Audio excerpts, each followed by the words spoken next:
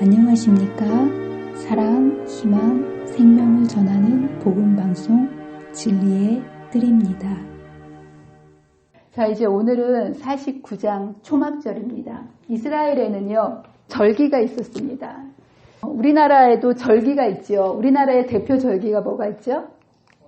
추석, 설날, 이런 어떠한 미풍양속 개념으로 명절이 있는데요. 유대의 절기는 그냥 미풍양속을 위한 그러한 절기의 개념이 아니라 인류 구원을 위한 시간표를 알려주시기 위해서 절기를 통해서 구원의 계획이 어떻게 이루어지고 있는지를 잊지 말도록 만들어주시기 위해서 이것을 하시는 모습을 보게 됩니다. 유대의 절기는요, 크게 봄절기와 가을절기로 나눕니다. 봄절기는 뭐가 있을까요, 여러분들? 우리나라는 한 해의 시작을 뭘로 시작합니까? 설로 시작하죠. 근데 마찬가지로 유대의 절기는 설날처럼 한 해의 시작을 뭘로 시작하냐면 6월절로 시작합니다. 6월절이 있고요. 6월절 다음 날은 무교절입니다. 무교절이고, 그리고 이 무교절에서 3일째 되는 날이 초실절입니다. 그리고 이제 마지막으로 이 무교절에서 50일째 되는 날이 오순절입니다. 이것이 이제 봄 절기를 얘기하고요.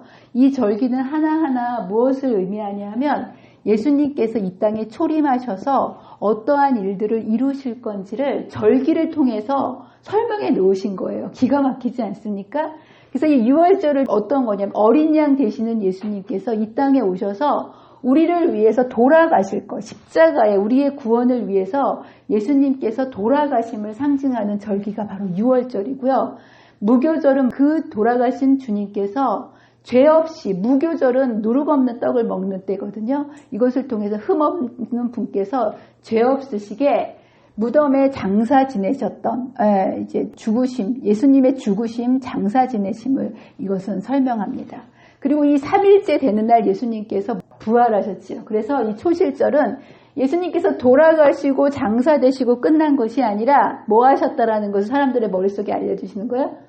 부활하셨음을 알려주시기 위해서 예수님의 부활을 상징하는 초실절을 기념하게 하셨습니다. 사람들의 머릿속에 예수님이 이 땅에 오셔서 우리의 구원을 위해서 무엇을 하실지를 이러한 절기를 통해서 사람들의 머릿속에 예수님을 바라보게 하셨다는 거예요. 그리고 이제 마지막으로 이 절기의 50일째 되는 날 오순절에는 어떤 일이 일어났을까요? 예수님께서 하늘로 승천하시고 이 땅에 내려주신 성령 강림을 의미하는 오순절을 통해서 너희와 고아와 같이 있는 것이 아니라 성령님을 통해서 세상 끝날까지 이 땅에 함께 해주시는 예수님의 임재를 끊임없이 가르쳐 주시기 매년 이게 반복되면서 사람들의 머릿속에 자신들의 구원을 그냥 믿습니다라는 막연하게 이루어지는 구원이 아니라 눈에 보이는 구원으로 하나님께서 어떻게 우리 인류 구원을 이루어 가시는지를 절기를 통해서 보여주시는 모습을 보게 됩니다. 그리고 이제 가을이 되면 7월 1일부터 가을 절기가 시작됩니다. 가을 절기는 뭘로 시작되냐면 나팔절로 시작됩니다. 그 예수님께서 이 땅에 재림하실 때 중세 암흑 시대 동안 깊은 어둠 속에 있었던 사람들에게 예수님에 대한 소식을 알려야 되지 않겠습니까? 그래서 예수님의 재림을 알려주는 그 시기를 알려주시기 위해서 그때 나팔을 불게 하면서 이 예수님의 재림이 가까워왔다라는 것을 상징하기 위해서 나팔절이 됩니다. 그리고 여러분들 하늘에 가기 위해서 사람들에게 죄를 도말해야 되지 않겠습니까? 그래서 이 다음에 오는 절기가 대속죄일입니다. 예수님이 오신다는 것만 알아서는 안 되고 예수님이 오실 때 하늘에서 우리의 죄를 도말하시기에 우리의 삶을 죄된 우리의 삶을 하나님께 드려야 된다는 거, 이게 굉장히 중요한 과정이기 때문에 대속죄를 통해서 우리의 죄를 제거하는 일들을 사람들에게 가르쳐 주시기 위해서 대속죄일이 있고요. 그리고 나서 이 죄의 문제가 다 해결된 다음에 누가 오시는 거예요? 예수님께서 재림하시고 하늘에 가서 하늘 장막에서 영원토록 거하는 우리의 하늘에서의 우리의 회복과 그 하나님 나라를 누리는 것을 초막절로 표상해 주시면서 인간이 죄로 인해서 죽을 수밖에 없는 한 인간이 어떻게 에덴으로 다시 회복돼 갈 수 있는지를 절기를 통해서 말씀해 주시는 모습을 보게 됩니다. 오늘의 말씀은 여기서 무슨 절기에 있었던 말씀이라고요? 초막절입니다. 예. 여러분들 6월절은 언제 있었을까요? 6월절은 3월달이 6월절입니다. 우리는 1월이 시작되지 않습니까? 근데 이제 유대 절기는 3월달이 6월절이고요. 우리가 보통 예수님의 생애를 이렇게 6월절을 중심으로 해가지고 기준을 잡아서 예수님의 생애를 쭉 공부하지 않았습니까? 그래서 예수님께서 마지막 이제 6월절에 돌아가시는 건데, 그렇다면 장막절은 언제 있었을 것 같으세요? 모르실 거예요. 그렇죠? 제가 그래서 알려드릴게요. 장막절은 바로 이 중간에 있습니다. 6월절이 끝나면 6개월 후에 뭐가 있는 거예요? 장막절, 초막절이 있고요. 또 이거 후에 또 뭐가 계속 돌아가니까, 시간이 돌아가니까 이 한 해의 중간에 이제 초막절이 있는 모습을 보게 됩니다. 초막절이라고도 하고 장막절이라고도 합니다. 예. 오늘은 예수님께서 있었던 오늘의 사건은 예수님이 돌아가시기 몇 개월 전에 있었던 일이라는 거예요. 그러니까 6개월 전에 있었던 이야기. 예. 예수님께서 첫 번째 6월절에는 예수님이 주로 어디에서 사역을 시작하셨다고 제가 말씀을 드렸습니까? 예루살렘에서 시작했다고 말씀드렸죠. 예수님의 첫 번째 사역은 유대를 중심으로 한 예루살렘에서 이곳에서 시작을 하셨습니다. 그렇지만 유대의 지도자들이 예수님을 받아들였습니까? 거절했습니까? 예, 거절했기 때문에 침례 요한이 사로잡힌과 동시에 예수님께서는 예수님의 사역의 무대를 갈릴리로 옮기셨어요. 그래서 두 번째 6월절을 근간으로서 예수님의 사역의 방향이 민중사역, 갈릴리를 중심으로 한 민중사역을 하시는 모습을 보게 됩니다. 근데 여러분들 지난번에 우리가 어떤 사건을 통해서 민중사역에서도 예수님이 거절을 당하셨다고 그랬죠? 오병이어의 사건, 예수님의 최고 인기 곡선을 쳤던 사건이 오병이어 사건이었는데 바로 이 세 번째 6월절 근간에 있었던 사건이고, 예수님은 이때 여기에 있는 사람들이 예수님을 배척했기 때문에 6월절에 내려갔다고요? 안 내려갔다고요? 내려가지 않았습니다. 잡히면 체표령을 잡아서 네 번째 6월절에 돌아가셔야 될 분이 미리 돌아가시면 안 되기 때문에 여기에 보면 성경에 요한복음 7장 1절에 보면 그 후에 예수께서 갈릴리에 다니시고 유대에서 다니려 아니함은 유대인들이 죽이려 함이러라 라고 이제 얘기하면서 예수님께서 두 번째 6월절 이후에는 유대 지역에 내려가지를 않으셨습니다. 근데 이제 오늘 보면 이렇게 유대 지역이 위험 지역이었기 때문에 내려가시지 않으셨던 예수님께서 어디에 내려가신 거예요? 초막절. 예수님, 이 초막절은 어디에서 지키는 거예요? 예루살렘에서 지키는 거기 때문에 이때 이후로 한 번도 내려가시지 않았던 예수님께서 어떤 연유인지 모르지만 이 초막절에 예루살렘으로 올라가시는 모습을 보게 됩니다. 여기 이렇게 되어 있어요. 베데스다에서 이 두 번째 6월절이었거든요. 병자를 고치신 이후로 예수께서는 거족족 회집에는 참석하지 않으셨다. 왜 그랬다고요? 예루살렘에 있는 지도자들과 쓸데없는 분쟁을 피하시려고. 잡히면 죽으니까. 네, 그래서 예수님께서 가지지 않으셨는데 그 예수님께서 본인이 메시아로서의 사명을 갈릴리에서 감당하고 있는 동안에 예수님의 형제들에 대한 반응이 나옵니다. 여러분, 예수님이 형제들이 있다는 거 알고 계십니까? 어떤 형제들일까요? 예, 이복 형제들이었죠. 근데 여러분 생각에 이복 형제들이 예수님의 이런 갈릴리에서의 사람들을 가르치시고 하시는 그 사역에 호의적이었을까요? 비호의적이었을까요? 왜 그랬을까요? 여러분, 자기 형제 중에 뭔가 이렇게 정치적인 메시아가 나온다면 얼마나 좋은 일이겠습니까? 가족 중에 누군가가 뭐 국회의원이 하나 나온다든가 장관이 하나 나온다면 내 목이 확 세워지지 않겠습니까? 근데 왜 예수님의 형제들은 예수님의 일에 대해서 그렇게 호의적이지 않았을까요? 시기? 질투? 네. 뭐 그럴 수도 있겠지만 그런 감정들보다 양가 감정이 있었다는 거예요. 이분이 사람들에게 기적을 베풀고 정말 이런 것들을 할 때 이들의 마음속에 한편으로는 아, 이분이 메시아였으면 좋겠다. 인간적으로 자기 가족 중에 누군가가 이렇게 되면 얼마나 좋겠습니까? 그래서 시대의 소망에 보면 이들의 마음속에 이분이 정말 메시아였으면 좋겠다라는 감정이 올라오는데, 한편으로는 예수님을 왕으로 앉히려고 했을 때 예수님께서 그것을 받아들이셨습니까? 거절했습니까? 거절하는 모습을 보면서 너무나 예수님이 하는 일이 답답한 거예요. 말로는 본인이 메시아라고 그렇게 선포하면서도 진작 메시아로서의 사람들이 어떤 기회를 만들어서 그분을 메시아로 하려고 했을 때 그런 것들을 기회를 포착하지 못한 채 거절하고 숨고, 그래서 여기 이렇게 얘기합니다. 형제들이 하도 답답하니까 당신이 행하는 일들을 제자들도 보게 여기를 떠나십시오. 여러분, 말이 태어나면 제주도로 보내고 사람이 태어나면 어디로 보내라 그래요? 네, 한양으로 보내라 그러지 않습니까? 일을 하려면 시골 구탱이에서 나라를 세울 수 없는 거예요. 어디에 가서 사람들과 손을 잡아야 되는 거예요? 예루살렘, 정치, 경제, 문화 모든 것의 중심인 예루살렘으로 가야 뭔가 거사를 이룰 것 같은데, 이러한 갈릴리 시골에서 무식하고 가난하고 아픈 사람들과 이렇게 있는 모습을 보면서 당신이 행하는 일을 이렇게 스스로 나타나기를 구하면서 묻혀서 일하는 사람이 없나니 이 일을 행하려거든 자신을 어디에 나타내소서? 이게 맞는 말입니까? 틀린 말입니까? 똑똑한 말일 거예요. 그렇게 메시아로서 나라를 세우기 위해서 묻혀가지고 숨어 지내면서 어떻게 나라를 만들겠습니까? 라고 이제 그런 모습을 보게 됩니다. 이런 형제들의 불신에 대해서 그들은 현세의 생명이 떡이 된다고 선언하셨으므로, 자신의 생명이 떡이 된다고 하므로 그들의 감정은 상했다. 그러면서 그들은 그처럼 많은 제자들이 그를 버릴 때에 실망하였다. 정말 한편으로는 왕이 되기를 바라는 마음이 간절했지만 예수님이 그거와는 반대의 길을 가시는 걸 보면서 한편으로는 불신하고 그분을 믿지 않았다라는 거예요.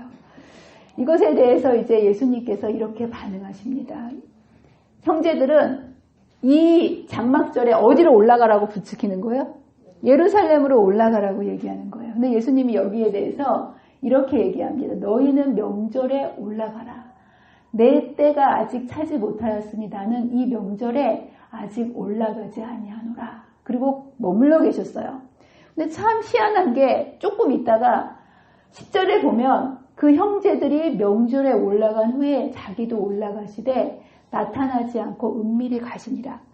여기 보면 안 올라간다고 해놓고 혼자, 예수님이 이렇게 거짓말 해도 됩니까? 여러분, 하얀 거짓말이라도 하면 돼요, 안 돼요? 근데 예수님은 안 올라간다 그래놓고 몰래 가셨다는 거예요. 왜 예수님께서 이런 말씀 이렇게 하셨을까요? 예수님이 거짓말 하신 걸까요? 네, 여기 내가 안 올라가겠다 이런 얘기는 안 하셨어요. 여기 뭐라고 하셨어요?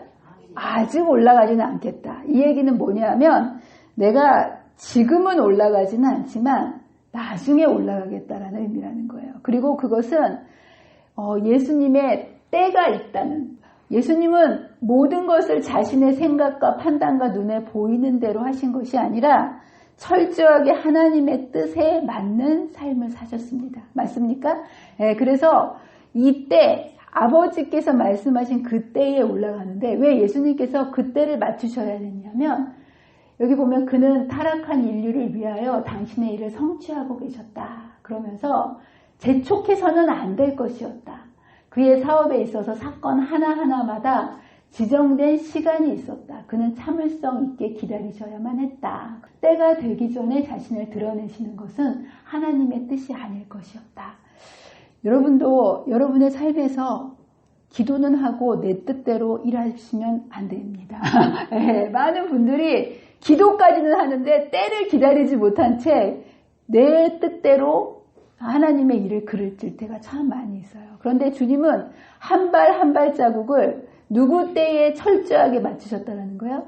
하나님의 때에. 그럼 하나님께서는 왜 이렇게 명절 첫날부터 가게 하지 않으시고 명절 중간에 마치게 가게 하셨을까요? 예수님께서 명절 첫날부터 가게 되시면 여러분들 사람들이 명절 첫날이 되면 모여들기 시작하지 않습니까? 그래서 예수님께서 소수의 사람들이 모여드는 이런 사람들이 적게 모여들 때 사내들이니 쥐도 새도 모르게 예수님을 체포할 수가 있는 가능성이 높아지는 거예요. 그래서 예수님께서는 명절 중간에 가심으로 수많은 민중들 속에 나타나셔야 사내들이니 감히 민중이 무서워서 예수님을 체포하지 못할 것을 아셨기 때문에 주님께서는 명절 첫날부터 가시지 않고 가장 사람들이 많이 모이는 언제 딱 나타나신 거예요? 명절 중간에 가시는 모습을 보게 됩니다. 또한 가시는 방법에 있어서도 보통 예루살렘에 향해서 가는 대중적인 루트가 있거든요. 근데 예수님은 은밀히 가셨다고 하지 않습니까? 사람들이 이용하지 않은 길을 선택하신 거예요. 왜 그러셨냐 하면 혹시나 이 대중적인 루트를 통해서 가게 되면 점점점 예루살렘을 가면서 사람들이 많이 모이게 되지 않겠습니까? 그러면 이것을 통해서 민중의 폭동이 일어날 가능성이 있기 때문에 대중의 시위, 그렇죠?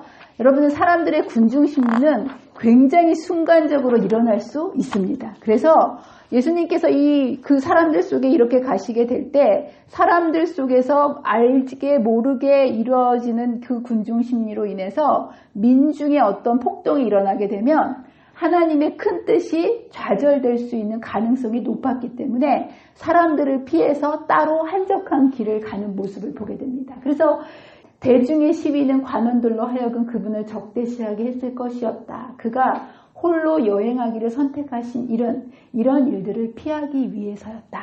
그래서 예수님은 사실 이 예루살렘으로 가는 것 자체가 목숨을 내놓아야 하는 굉장히 위험 부담을 가지고 장막절에 참석하신 모습을 보게 됩니다. 근데 여러분들, 예수님이 돌아가실 시간이 6개월이나 남아있음에도 불구하고 세 번째 유월절에도 가시지 않았던 예수님께서 왜 초막절에 목숨을 걸고 이 초막절을 참석하셔야만 했을까요? 이유가 뭘까요? 이 초막절에 예수님이 왜 참석하셨을까요? 예수님은 메시아에 대한 답을 주셔야 됐다라는 거예요.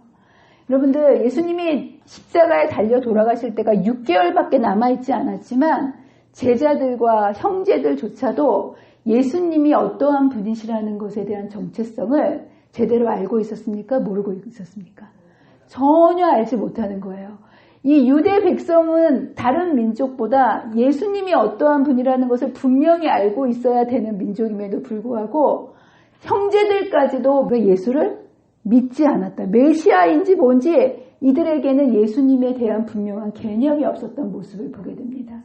그러면서 예수님에 대해서 뭐라고 얘기하냐면 형제들은 그가 나라의 대인들과 학자들과 불화하는 것은 실수라고 생각하였다. 이거 맞는 생각이에요? 틀린 생각이에요? 왕이 되려면 누구랑 손을 잡아야지 국가를 건설하는데 힘이 됩니까? 그렇죠. 그 당시에 기득권 계층들. 그러면서 예수님, 그들은 이 사람들이 옳은 것이 틀림없으며 예수께서 그들과 적대적인 관계에 서심으로 과오를 범하였다고 생각하였다. 이 형제들이 이런 생각을 가지고 있을 정도로 참 메시아에 대한 개념을 갖고 있지 못했다는 거예요. 그들은 어떤 정치적인 예수님의 모습만 갖고 있었지 죄로부터 구원하시는 예수님에 대한 그런 메시아의 참된 그 개념을 갖고 있지 못했기 때문에 예수님이 돌아가셨을 때 한낱 죄인의 모습으로만 깨달아진다면 예수님의 구원이 무슨 소용이 있겠습니까? 그래서 예수님께서는 이것을 메시아에 대한 참 답을 이들에게 가르쳐 주시기 위해서 목숨을 걸고 장막절에 나타나시는 모습을 보게 됩니다. 그러면서 이렇게 얘기했어요. 그가 비겁하고 연약하다고 생각하였다. 자신이 메시아라는 것을 안다면 왜 이처럼 사양하고 활동하지 않는가? 수도에 가서 제사장과 관원들의 지지를 받고 새로운 왕국을 세우기 위하여 민족을 연합시키라고 그들은 말하였다. 구구절절히 이들은 세속적인 눈을 가지고 예수님을 바라봤고 예수님께 그렇게 푸시했다는 거예요.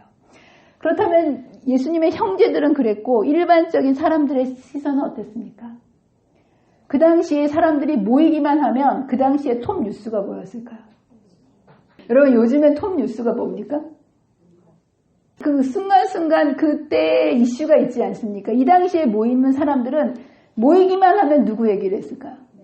메시아. 예수라는 사람 과연 그는 누구인가 너무 궁금한 거예요. 예, 여기 보면 어떤 사람들은 수군거려가지고 좋은 사람이라고 얘기하는 반면에 어떤 사람은 아니라 그 사람은 우리를 미혹하는 사람이다. 이런 많은 사람들이 수군수군 거리면서 여기서는 이렇게 저기서는 저렇게 하면서 메시아에 대해서 제대로 된 관념을 갖고 있지 못했다라는 거예요. 제사장과 관원들을 두려워하여 감히 한 사람도 그를 메시아라고 고백하지는 않았지만 모이기만 했다면 열띤 토론이 있었다는 거예요. 과연 그는 누구인가 너무 알고 싶은데 답이 없는 거예요. 예. 많은 사람들은 그를 하나님께로부터 보내심을 받은 이로 옹호하는 한편 다른 사람들은 그를 백성을 기만하는 자라고 비난하였다.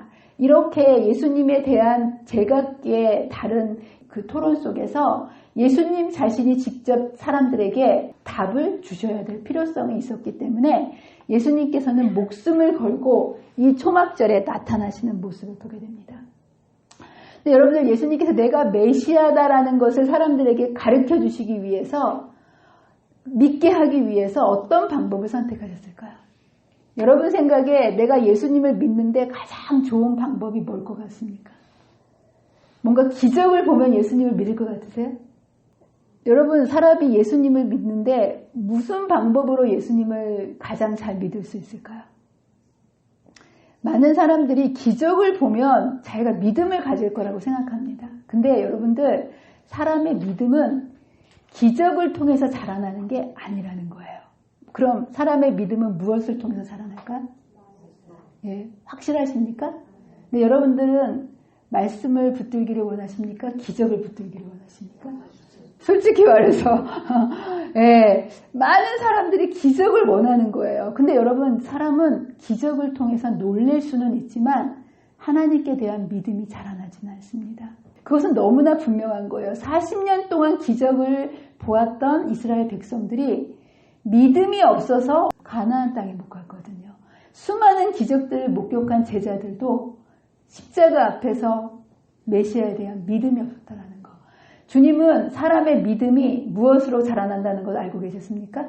말씀으로. 그래서 이날 초막절에 나타나셔서 주님께서는 사람들에게 기적을 보여주신 것이 아니라 말씀을 가르치시는 모습을 보게 됩니다. 로마서 10장 17절에 그러므로 믿음은 들음에서 나며 들음은 그리스도의 말씀이라는 것. 저와 여러분이 정말 이 말씀을 사모하게 되시기를 바랍니다.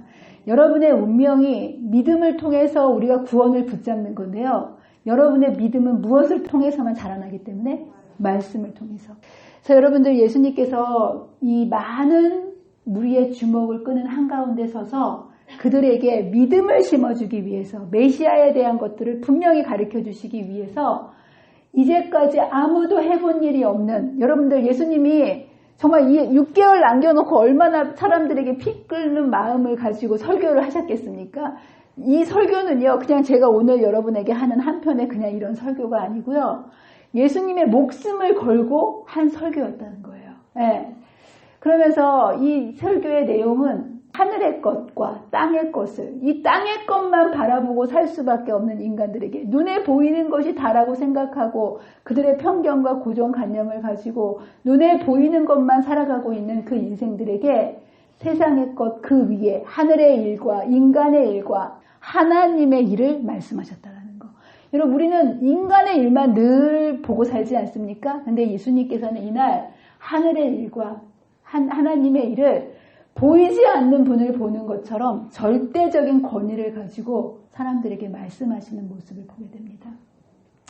그의 말씀은 매우 명료하고 수긍시키는 힘이 있었다. 이 백성들이 이 말씀을 들으면서 조는 사람이 있었을까요? 없었을까요?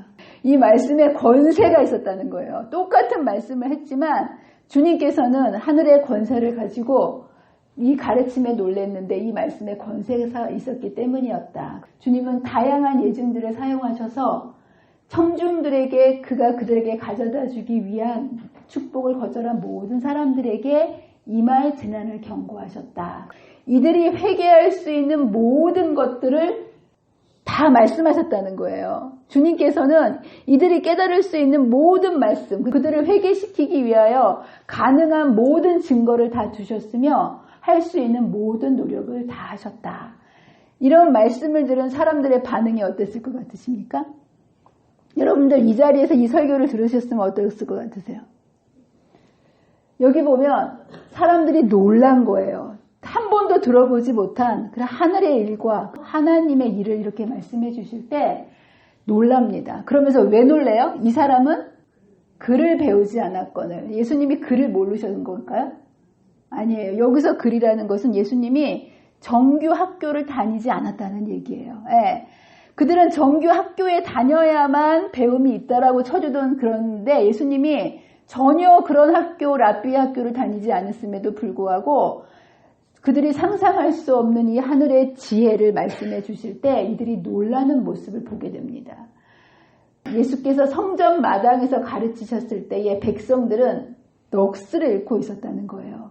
말씀을 하시는데 넋이 나가서 그 말씀 있는 그대로를 받아들이는 모습을 보게 됩니다. 그리고 사실 이 자리에 예수님의 말씀을 공격하고 흠을 잡아서 예수님을 죽이려고 했던 사람들이 정탐꾼으로 있었을까요? 없었을까요? 예, 있었어요. 근데 이 사람들이 넋을 잃고 그 말씀을 듣는 동안에 그에 대하여 가장 분격한 사람들까지라도 그를 해할 능력이 없음을 스스로 깨달았다. 그 시간 동안에는 다른 어떤 일에도 관심이 있었다 없었다? 없었다. 듣는 모든 사람들이 주님의 그 말씀에 전적으로 빨려 들어가서 하늘의 말씀을 듣는 모습을 보게 됩니다. 근데 여러분들 똑같은 말씀을 들었음에도 불구하고 반응이 어떻게 됐을까요? 다른 반응을 보게 됩니다. 말씀 듣기는 아멘 아멘 다 듣고 그 말씀을 듣고 마음속에 감동을 받았지만 참 놀랍게도 이것에 대해서 다른 반응을 하는 모습을 보게 됩니다. 지도자들은 그 말씀을 듣는 시간에는 넋을 잃고 들었지만 제정신이 돌아왔을 때 이 말씀에 대해서 예수님이 어떻게 하기로 했다고요? 여기 그들이 예수를 잡고자 하나 예수님의 말에 반대하고 거절하고 마음의 문을 닫는 모습을 보게 됩니다. 그런데 그 당시에 있었던 민중들 많이 배우지 못했고 여러분들 이 지도자들은 엄청 똑똑한 사람들 아니겠습니까? 랍비들, 제사장들, 바리새인들은 이 하나님의 말씀에 대해서 엄청난 지식을 가지고 있었던 사람들이에요. 그러나 이들은 그 말씀을 받아들였다 거절했다? 거절하는 모습을 보게 됩니다. 그런데 편견을 내려놓고 있는 그대로의 그 말씀을 받아들였던 민중들은 예수님의 실체를 바르게 바라보는 모습을 보게 됩니다. 뭐라고 되어 있습니까? 31절에 보면 무리 중에 많은 사람이 예수를 믿고 말하되 메시아를 분별할 수 있었다는 거예요. 여러분 예수님을 알아보는 것은요. 지식으로 알아보는 게 아니라는 거예요. 여러분들 이 둘 차이는 뭐의 차이라는 거예요? 고정관념과 편견으로 자신의 생각을 내려놓지 않으면 영적인 것을 받아들일 수 있다 없다? 없다라는 거예요. 여러분 이 자리에서도 제가 말씀을 똑같이 드리지만 여러분의 마음의 문을 얼마나 여는 거에 따라서 가져가는 게 다 다릅니다. 저는 이게 말씀을 가르치면서 저는 옛날에 제가 말씀을 드리면 다 아라고 하면 다 아라고 알아들은 줄 알았어요. 근데 제가 이 말씀 사역을 하다 보니까 제가 아라고 얘기해도 어라고 이렇게 알아듣는 분들이 있더라고요. 이것은 제 말씀의 차이가 아니라 듣는 사람의 차이라는 거예요. 그 마음의 차이. 이 마음의 문을 열고 닫는 게 여러분들이 말씀의 씨앗을 여러분의 마음속에 자라나게 하는데 굉장히 중요한 건데 아무리 많은 지식을 가지고 교양을 가지고 많은 것들을 갖고 있다 할지라도 주님의 말씀을 받을 때에는 세상 지식은요 여러분들 뭐라고 얘기하냐면 아는 만큼 보인다라고 얘기합니다. 많이 알수록 더 많은 것을 알 수 있어요. 그런데 하나님께서 주시는 하늘의 지혜는요 버릴수록 비울수록 보이게 된다는 거. 여러분들 이 자신의 고정관념으로 가득 차 있었던 이 지식인들은요 이 당시에 예수님을 깨닫지 못했어요. 반면에 편견 없이 예수님을 있는 그대로 그 말씀을 통해서 받아들인 자들은 그들은 무식하고 별로 가진 것 없이 이런 사람들이었지만 예수님을 메시아로 받아들이는 모습을 보게 됩니다. 근데 예수님이 이러한 자들에게 그냥 가실 수가 없으셨어요. 목숨을 걸고 여기 오시지 않으셨습니까? 그래서 명절 끝날에 중간에 이렇게 피 끓는 설교를 해주시고요. 사람들에게 메시아라는 것을 가르쳐 주시고 거절하는 사람들을 향해서 그냥 떠나신 것이 아니라 명절 마지막 날에 성전 한가운데 서셔서 예수님께서 다시 한번 이렇게 외치십니다. 명절 끝날 곧 큰 날에 예수께서 서서 외쳐 이르시되 누구든지 목마르거든 내게로 와라. 그래서 어떻게 해라? 마시라. 나를 믿는 자는 성경에 이름과 같이 그 배에서 생수의 강이 흘러나오리라 라고 선포하십니다. 사람은요, 갈증을 가지고 살아갑니다. 내 인생에 만족한다 이렇게 생각하시는 분 계십니까? 사람들은 다 갈증이 있습니다. 인간하고 가장 유사한 유전자를 가진 짐승이 뭘까요? 침팬지예요. 예, 여러분하고 침팬지하고 유전자가 얼마나 다를까요? 10% 다를까요? 20% 다를까요? 거의 99%가 같아요. 예. 근데 여러분들 이 침팬지와 우리를 다르게 하는 것은요, 이 DNA의 무게 차이입니다. 유전자는 거의 똑같아요. 근데 이 DNA의 무게가 침팬지는 350g이고요. 사람은요, 놀라지 마세요. 1350g입니다. 침팬지보다 몇 g이 더 있는 거예요? 1000g. 먹고 살고 이 땅에 눈에 보이는 것만 사는 데는 350g만 있으면 넉넉한 거예요. 그렇지 않습니까? 근데 하나님께서 왜 1000g을 사람에게는 또 따로 주셨을까요? 하나님과 교통하기 위해서 먹고 살고 세상의 것에는 350g이면 충분한데 하나님과 필요한 영적인 교통을 위해서 1000g을 따로 주셨다는 거예요. 그래서 여러분들이 이 땅에서 아무리 많은 것을 소유하고 많은 것을 높은 곳에 올라가 여러분들이 이 세상의 것들을 통해서 여러분의 갈망을 채우기 위해서 온갖 모든 것을 해도 이 1000g에 여러분의 이 영적인 것이 채워지지 않으면 여러분의 갈망이 해결될 수 있을까요? 없을까요? 예, 사람은 먹고 마시고 이렇게 즐기고 쾌락을 즐기는 걸로는 결코 만족할 수 없는 구조예요. 왜냐하면 어떤 존재이기 때문에? 영적인 존재이기 때문에 그렇습니다. 예. 그래서 여러분들 이 세상의 것들, 허식과 부와 명예는 심령을 만족시킬 수 있다 없다? 예, 많은 사람이 아침부터 저녁까지 이것을 위해서 살아가지 않습니까? 근데 여러분들 이것을 채우는 것은 채워도 여러분들 목마르다고 바닷물을 마시면 해가 됩니까? 안 됩니까? 안 되죠. 생수로만 여러분의 목마름이 이렇게 해결될 수 있는 것처럼 우리들의 목마름은 실제로 여러분들이 이 목마름을 채우기 위해서 세상에 많은 것들을 찾아다니지만 영적인 것이 채워지지 않으면 해결될 수 없는 목마름. 그래서 주님께서는 이날 마음에 슬퍼하시고 짐진 자들을 구원하시고 슬퍼하는 자들을 위로하시고 낙담하는 자에게 희망을 주시겠다고 약속하셨다. 예, 그러면서 이 세상에 끊임없는 그 목마름을 향해서 살아가는 사람들에게 누구든지 목마르거든 딴 데 가서 찾지 말고 어디로 오라고 하신 거예요? 내게로 오라고 초청하십니다. 여러분들도 여러분의 목마름이 느껴지시거든 어디로 가셔야 되겠습니까? 예수님께로 가게 되시기를 바랍니다. 그런데 여러분 때때로 이 목마름을 우리가 교회 안에서도 종교적인 의식을 하면서도 목마름을 느낄 수 있겠습니까? 교회 열심히 다녀도 목마를까요? 네, 여기 보면 이날 아침 백성들은 굉장히 목말랐다라는 거예요.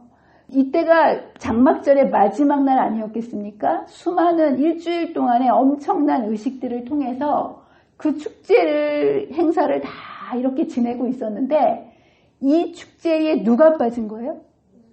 생명수 되시는 예수님을 제껴놓은 채 수많은 종교 의식들 속에서 이들이 목말라하고 답답해하는 사람들의 모습을 보게 됩니다.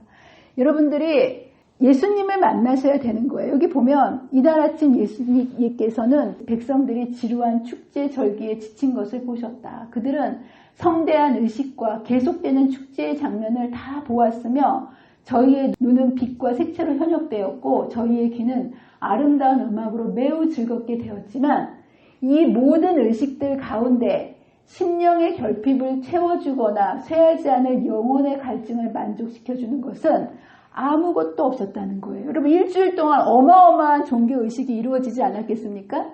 그런데 왜 이들은 여기에서 더욱더 갈증을 느끼고 만족을 못 느꼈을까요?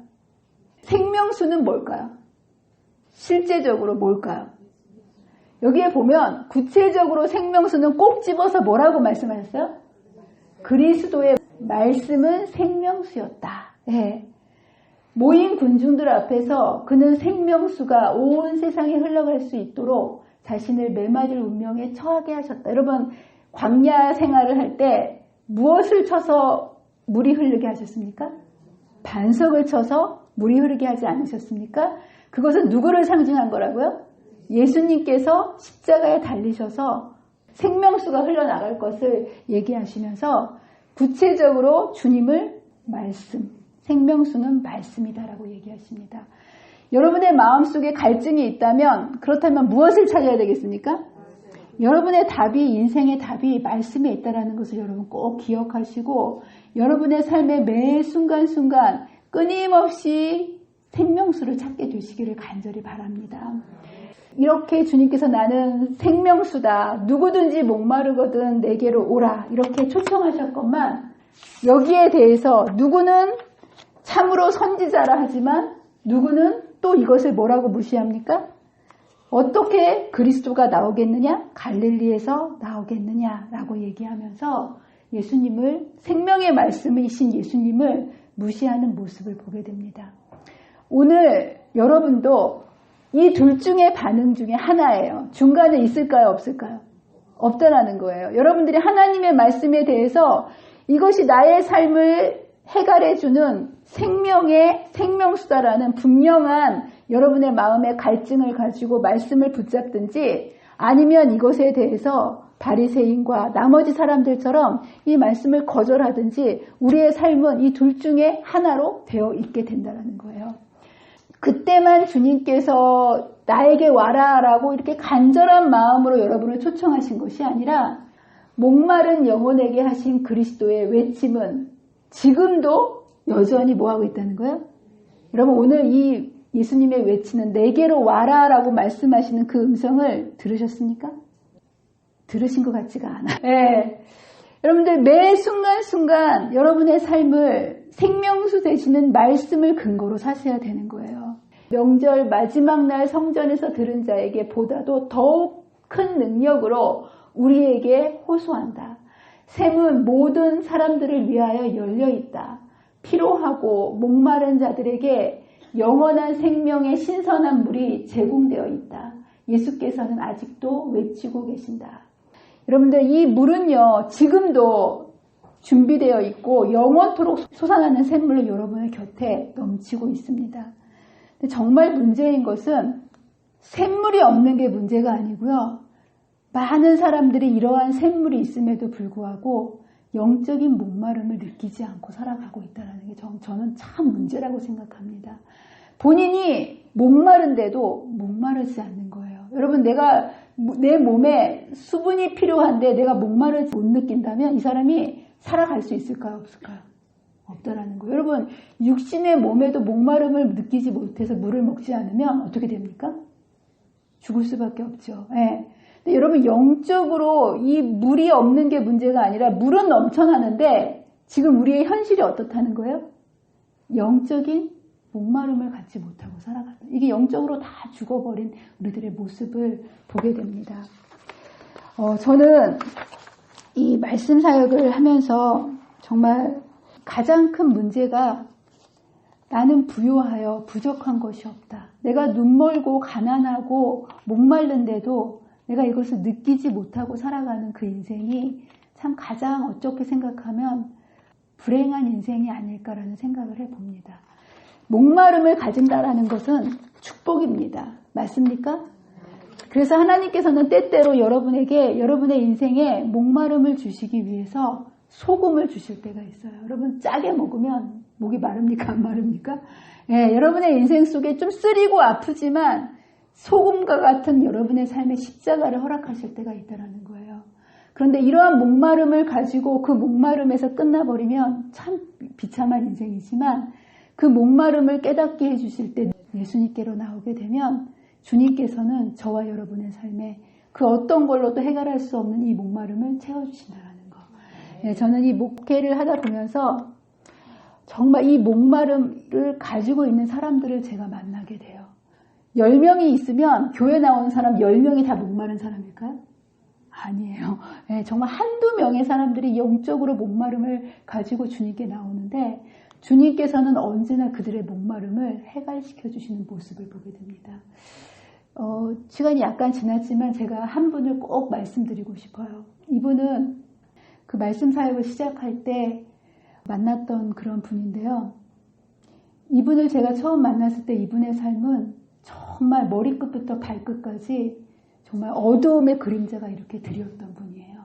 남편이 카드빚을 지고 본인뿐만 아니라 자기 부인까지도 그 카드빚 때문에 신용불량자로 만들어 놓고 가출을 해버렸어요. 그러니까 이 남편에 대한 미움과 분노와 세상에 대한 이런 것들이 몸과 마음이 다 지쳐서 불면증, 우울증, 그 다음에 입이 이렇게 돌아가고요. 소화도 되지 않는 삶이 만진창이가 된 그런 상태에 있었던 그런 분이세요. 근데 이분이 제가 갔을 때는 먹고 사는데 살아야 되니까 애들이 이제 3명이니까 먹고 살아야 되지 않겠습니까? 그러니까 교회도 잘 나오지 못했었어요. 근데 이제 소그룹에서 한 번, 두 번 이 말씀을 이렇게 붙잡기 시작하면서 이분이 무엇을 깨달으셨냐 하면 내가 살 길이 하나님의 말씀을 붙드는 거구나 이것을 깨달으셨어요. 그리고 나서 이분이 여러분들 마트에서 가서 직장 생활을 하는데 가정생활, 집안 살림하랴, 애 셋을 돌보랴, 자기 직장 가지랴, 교회 올 시간이 있을까 없을까요?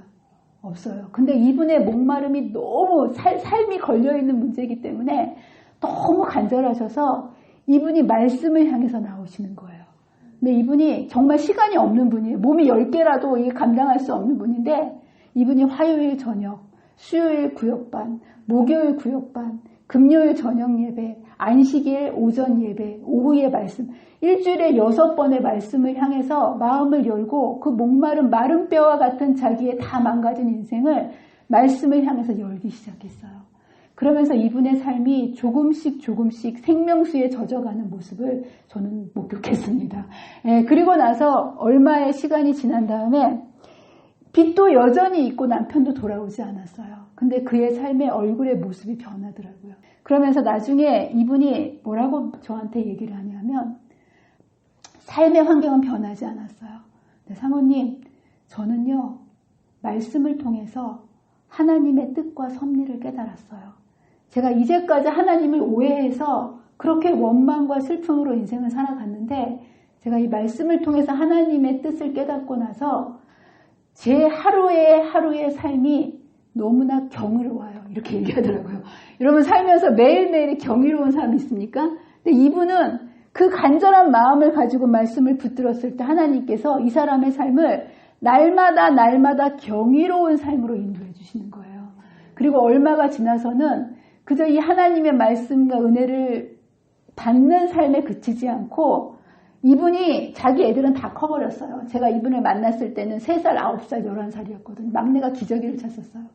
근데 이제 자기 아이들이 다 크고 난 다음에 그 받은 생명수의 은혜가 너무 넘치고 너무 커서 이분이 자기처럼 행복한 사람 못 만났다는 거예요. 그러면서 교회를 위해서 봉사하기 시작하는데 여러분 교회에서 제일 힘든 부서가 뭔지 아십니까? 어린이부요, 어린이부. 네, 이분이 자원해서 그 어린이들을 가르치는 모습을 제가 보았습니다. 여러분들, 여러분의 삶 속에 이런 갈망이 있게 되시기를 간절히 바랍니다.